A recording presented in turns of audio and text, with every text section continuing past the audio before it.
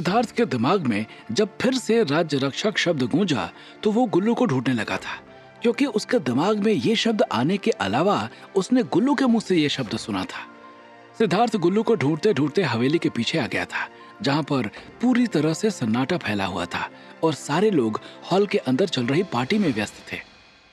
सिद्धार्थ को वहां आता देखकर कृतिका भी उसके पीछे पीछे आ गई थी और उसने फिर से सिद्धार्थ को सिड्यूस करने की कोशिश करना शुरू कर दिया था।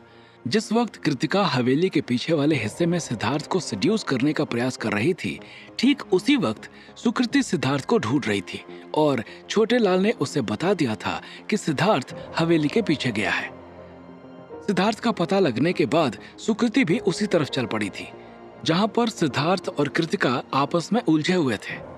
कृतिका को अपने आप से छुड़ाने की कोशिश कर रहे सिद्धार्थ को जब वहां पर किसी के बोलने की आवाज सुनाई पड़ी तो वो बहुत बुरी तरीके से चौंक गया था और जब उसने अपने सामने देखा तो पाया कि उसका दोस्त कार्तिक वहां खड़ा हुआ था। कार्तिक भी सिद्धार्थ को ढूंढते ढूंढते वहां तक आ गया था। कृतिका और सिद्धार्थ को आपस में ऐसे गुत्थम गुत्थी करते देख कार्तिक को लगा कि सिद्धार्थ कृतिका के साथ जबरदस्ती कर रहा है। कुछ नहीं, मैं गुल्लू को ढूंढ रहा था, सिद्धार्थ ने कार्तिक को देखकर हकलाते हुए कहा। और सिद्धार्थ की बात सुनने के बाद जब कार्तिक ने कृतिका की ओर देखा तो पाया कि कृतिका बिल्कुल आराम से खड़ी हुई थी। उसके चेहरे पर कहीं से कोई शिकन नहीं दिखाई दे रही थी। इसलिए कार्तिक समझ गया कि उसने अभी जो कुछ भी देखा वो या तो म्यूचुअली हो रहा था या फिर कृतिका जबरदस्ती चेप होने की कोशिश कर रही थी। इसमें सिद्धार्थ की कोई गलती नहीं है। गुल्लू ऊपर बैठा हुआ है और तुम उसे यहाँ ढूंढ रहे हो, कार्तिक ने सिद्धार्थ से कहा। और उसकी बात सुनने के बाद सिद्धार्थ बिना कृतिका की तरफ देखे वहां से चल पड़ा था और उसके बाद कार्तिक भी उसके साथ वहां से चला गया था। कृतिका सिद्धार्थ को जाते हुए देख रही थी और उसको कार्तिक के ऊपर बहुत गुस्सा आ रहा था। अगर आज कार्तिक ने थोड़ी सी देर कर दी होती तो शायद आज वो अपने इरादे में सफल हो जाती। आप चाहे कितना कोशिश करो मिस्टर सिद्धार्थ, लेकिन आपको एक न एक दिन मेरे काबू में आना होगा। मुझे जो आपसे चाहिए वो मैं लेकर रहूंगी। कृतिका ने वहां से जा रहे सिद्धार्थ को देखते हुए अपने होंठ काट लिए थे। सिद्धार्थ के प्रति कृतिका के जो इरादे थे उसे देखकर ये साफ लग रहा था कि कृतिका सिद्धार्थ को हर हाल में पाना चाहती है। लेकिन एक ही रात में कृतिका सिद्धार्थ की दीवानी हो गई थी या फिर वो पहले भी सिद्धार्थ से मिल चुकी थी, इसका खुलासा होना बाकी था। सिद्धार्थ और कार्तिक जैसे ही हवेली के पीछे वाले हिस्से से निकलकर आगे बढ़े कि सिद्धार्थ को अपने सामने से सुकृति आती हुई दिखाई पड़ी, जो उसी तरफ चली आ रही थी। सुकृति को अपनी तरफ आता देखकर सिद्धार्थ की रूह कांप गई थी। वो कार्तिक को स्नेह भरी नजरों से देखने लगा था। अगर कार्तिक सही टाइम पर उसके पास न पहुंचता तो फिर आज सुकृति के सामने उसकी बैंड बजना तय थी। सिद्धार्थ के देखने के नजरिए से कार्तिक भांप गया था कि सिद्धार्थ उसे थैंक यू बोलना चाह रहा है। थैंक यू बोलने की कोई जरूरत नहीं है सिद्धार्थ, मैंने सिर्फ तुम्हारी मदद की। हो सकता है इससे मेरे पहले के किए गए कुछ पाप कम हो जाएं। कार्तिक ने बहुत गंभीरता से कहा। कार्तिक की बात सुनकर सिद्धार्थ सिर्फ मुस्कुरा कर रह गया था। तब तक सुकृति उन लोगों के पास आ गई थी। क्या हुआ? सुकृति को अपने पास देखकर सिद्धार्थ ने सवाल किया। तुम्हें ढूंढ रही थी मैं, घर नहीं चलना है क्या? सुकृति ने सवाल किया। चलना है, फंक्शन खत्म हो जाए फिर चला जाए, सिद्धार्थ ने जवाब दिया और फिर सुकृति के साथ वहां से चला गया था। वहां से जाते वक्त सिद्धार्थ ने सुकृति के हाथों को अपने हाथों में ले लिया था और कृतिका दूर खड़ी ये नजारा देख रही थी। ये नजारा देखने के बाद कृतिका के सीने पर सांप लौट रहा था। सिद्धार्थ वापस मेन हॉल में पहुंच चुका था। अब उसे गुल्लू से मिलकर राज्य रक्षक शब्द के बारे में पता करना था कि आखिर में गुल्लू उसे बार बार राज्य रक्षक कहकर क्यों पुकारता है। इसलिए वो हवेली के ऊपरी कमरे में अभिमन्यु और गुरबचन के साथ बैठे गुल्लू से मिलने के लिए जाने लगा था। तभी पृथ्वीराज सिंह ने उसे आवाज देकर अपने पास बुला लिया था। पृथ्वीराज सिंह के द्वारा बुलाए जाने के बाद सिद्धार्थ उनके पास पहुंचा तो वो बोले, कुछ खाना वाना खाया या फिर ऐसे ही भटक रहे हो? इतना कहते हुए पृथ्वीराज सिंह मुस्कुरा उठे थे। अभी खा लूंगा सर, मैं थोड़ा गुरबचन अंकल और अभिमन्यु अंकल से मिल लूं, सिद्धार्थ ने जवाब दिया। सर नहीं अंकल, अगर अभिमन्यु को अंकल कहते हो तो मुझे भी अंकल ही कहो और बार बार ये सर सर कहना बंद करो। पृथ्वीराज सिंह ने हक जताते हुए सिद्धार्थ से कहा। ठीक है अंकल, सिद्धार्थ ने जवाब दिया और उसके बाद सिद्धार्थ वहां से गुल्लू से मिलने चला गया था। कौन है ये लड़का मंत्री जी? वहां पर खड़े हुए एक आदमी ने पृथ्वीराज सिंह से सवाल किया। दोस्त का बेटा है, अच्छा लड़का है, इसको देखकर अपनापन फील होता है, पृथ्वीराज सिंह ने जवाब दिया और उसके बाद मुस्कुरा उठे थे। सिद्धार्थ ने ऊपर जाकर गुल्लू को ढूंढना शुरू कर दिया था। उसे अभिमन्यु और गुरबचन तो मिल गए थे, लेकिन गुल्लू का वहां भी कुछ अता पता नहीं था। ऐसा पहली बार नहीं था कि जब सिद्धार्थ अपने मन में गुल्लू से इस शब्द का मतलब जानना चाहता, या तो किसी प्रकार की आफत आ जाती या फिर गुल्लू वहां से गायब हो जाता था। इधर सिद्धार्थ गुल्लू को ढूंढने की कोशिश कर रहा था और उधर ईटानगर में युवराज रुद्रदेव सिद्धार्थ को ढूंढने के लिए प्रीतपुरा पहुंच चुके थे।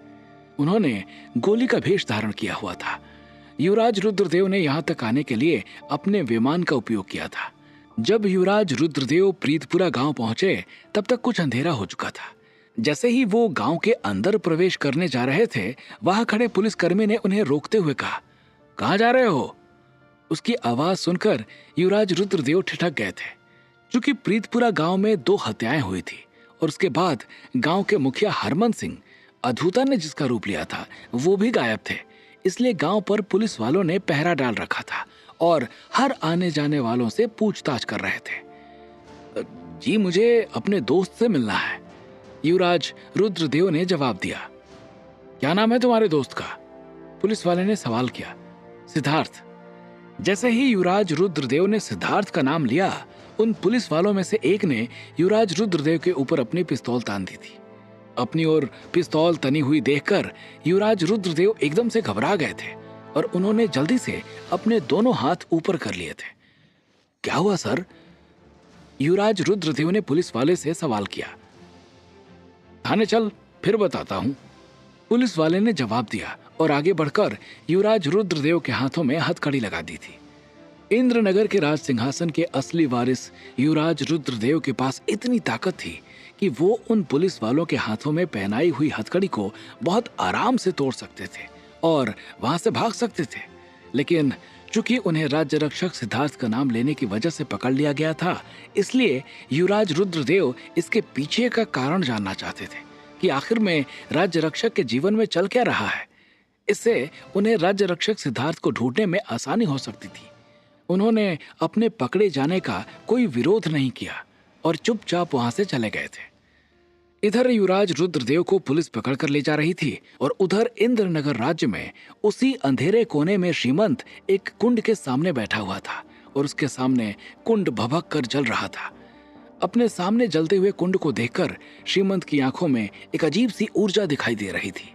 उनके सामने महान मां भी बैठी हुई थी, लेकिन हमेशा की तरह उनका चेहरा आज भी नहीं दिखाई दे रहा था। उन्होंने अपने हाथों में एक तस्वीर ली हुई थी जो युवराज रुद्रदेव की थी। युवराज रुद्रदेव की तस्वीर को कुंड में डाल दीजिए महान मां, श्रीमंत ने कहा और उसके इतना कहने के बाद महान मां ने युवराज रुद्रदेव की वो तस्वीर उठाकर कुंड में डाल दी थी। युवराज रुद्रदेव की तस्वीर कुंड में पड़ते ही वो कुंड और तेजी से भभक कर जल उठा था और उससे निकलने वाली लपट पीली से लाल रंग में बदलती हुई चली गई थी। लाल रंग की लपट उठती देखकर श्रीमंत और महान मां दोनों की आंखों में चमक आ गई थी। वो युवराज रुद्रदेव के नाम की प्राण आहुति दे रहे थे, जिससे कि युवराज रुद्रदेव अब वापस जिंदा ना लौटे। प्राण आहुति देने के लिए युवराज रुद्रदेव की कुंडली का भी इस्तेमाल किया गया था। इधर युवराज रुद्रदेव के नाम की प्राण आहुति दी जा चुकी थी, तो दूसरी तरफ सिद्धार्थ को ढूंढने निकले युवराज रुद्रदेव जेल पहुंच चुके थे और जिस सिद्धार्थ को वो ढूंढ रहे थे वो गुल्लू को ढूंढ रहा था। साथ ही साथ वहीं मकसूद सिद्धार्थ के बारे में जानकारी निकालने के लिए रुक्मणी को ढूंढ रहा था। इसी बीच सिद्धार्थ को अपने सामने से गुल्लू और मकसूद को अपने सामने से रुक्मणी आती हुई दिखाई पड़ी। गुल्लू और रुक्मणी को सामने से आता देखकर सिद्धार्थ और मकसूद दोनों के चेहरे पर स्माइल आ गई थी। कहाँ थे यार तुम? मैं तुम्हें कितनी देर से ढूंढ रहा था। सिद्धार्थ ने गुल्लू को उठाकर अपने कंधे से छिपाकर धीरे से फुसफुसाते हुए सवाल किया। मैं तुम्हें बचाने का जुगाड़ ढूंढ रहा था, गुल्लू ने सिद्धार्थ को जवाब दिया। मुझे बचाने का? मेरे साथ क्या होने वाला है? सिद्धार्थ ने हैरानी के साथ गुल्लू को देखते हुए कहा। यही तो पता नहीं है भाई कि तुम्हारे साथ कभी भी कुछ भी हो जाता है। अभी थोड़ी देर पहले कृतिका वाला ही मामला देख लो। अगर मैं ना आ जाता तो तुम्हारी शादी से पहले ही तलाक हो जाने वाला था। गुल्लू ने सिद्धार्थ से चुहलबाजी करते हुए कहा। इधर गुल्लू सिद्धार्थ से बात कर रहा था और उधर दूसरी तरफ रुक्मिणी मकसूद के सामने से होती हुई चली गई। मकसूद अपने से थोड़ी दूर पर खड़े सिद्धार्थ को देखने में इतना मशगूल हो गया था कि उसने ध्यान ही नहीं दिया कि रुक्मिणी वहां से जा रही है। जब रुक्मिणी उसके पास से गुजरी तो अचानक से मकसूद को ध्यान आया और उसने रुक्मिणी को आवाज देते हुए कहा, रुक्मिणी बेटा, 1 मिनट सुनो। मकसूद के आवाज देने पर रुक्मिणी वापस आकर मकसूद के सामने खड़ी हो गई थी। जी मामा जी, रुक्मिणी ने मकसूद से कहा। वो अक्षय प्रताप सिंह के लिहाज से मकसूद को भी मामा ही कहती थी। बेटा, वो लड़का कौन है? मैंने उसे पहले कभी नहीं देखा। मकसूद ने सिद्धार्थ की ओर उंगली दिखाते हुए कहा। वो पापा के दोस्त का बेटा है मामा जी। आज सुबह ही घर आया है। पता है मामा जी, इसे पुलिस ने पकड़ लिया था। सुबह ही पापा ने इसे और इसके दोस्त को पुलिस स्टेशन से छुड़ाया है। रुक्मिणी ने जवाब दिया। पुलिस ने पकड़ लिया था? क्यों? मकसूद ने रुक्मिणी से सवाल किया। अरे इसने किसी जानवर की। इससे पहले कि रुक्मिणी अपनी बात पूरी करती कि उसका फोन बज उठा और फोन बजने के बाद रुक्मिणी चुप हो गई थी। उसके बाद जब उसने अपना फोन निकाल कर देखा तो फोन स्क्रीन पर छपे हुए नंबर को देखकर रुक्मिणी के चेहरे पर एक गंभीरता छा गई थी। 1 मिनट मामा जी, रुक्मिणी ने मकसूद की ओर देखते हुए कहा और फिर फोन उठाकर दूसरी तरफ चले गई थी। उधर रुक्मिणी फोन उठाकर दूसरी तरफ गई। इधर सिद्धार्थ ने गुल्लू से सवाल किया, तुम ये बताओ कि तुम मुझे राज्य। इससे पहले कि सिद्धार्थ गुल्लू से अपनी बात पूरी कर पाता कि वहां पर सभी को रुक्मिणी की एक चीखती हुई आवाज सुनाई पड़ी। क्या?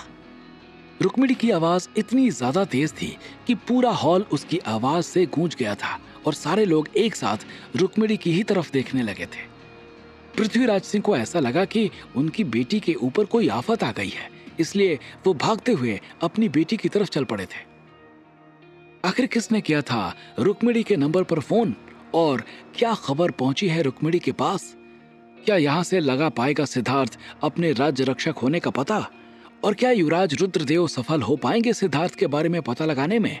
क्या होंगे इन सभी सवालों के जवाब? हमें कमेंट करके जरूर बताएं और आगे की कहानी जानने के लिए सुनते रहिए भूमिपुत्र, सिर्फ